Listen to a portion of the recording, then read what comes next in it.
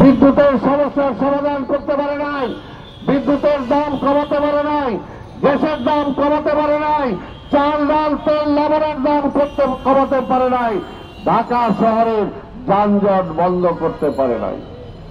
তাই আজকে পরিষ্কার কথা, এই দেশের মানুষের ভাগ্য মানুষকে নির্ধারণ করতে দেন, সেটার জন্য রোড ম্যাপ দেন কবে নির্বাচন হবে, এবং সকল কিছু বাদ দিয়ে ওই রাজনৈতিক দলগুলোর কোন সংলাপ হয় না, কিসারা খালি শুনে এটা হইল নাকি? আর পরিষ্কার এজেন্ডা, দেশ কিভাবে চলবে রাজনীতিবিদদের নিয়ে বসেন, আরো যদি কোন স্টেক হোল্ডার থাকে তাদেরকে নিয়ে বসেন, একসাথে বসে রাউন্ড টেবিল কনফারেন্স করেন, সবার মত নেন। আপনার এই কেয়ারটেকার গভর্নমেন্ট, আপনার কি মত আছে সেটাও আপনি প্রকাশ করেন, তারপরে আলোচনার মাধ্যমে আপনি ঠিক করেন।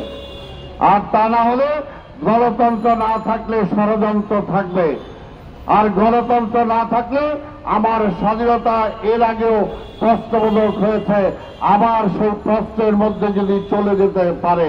তাই সকল ষড়যন্ত্রকে রোধ করার একটাই পথ, জনগণের অধিকার, জনগণের ক্ষমতা, জনগণের মালিকানা জনগণের কাছে ফিরিয়ে দেওয়ার জন্য ভোট দেন।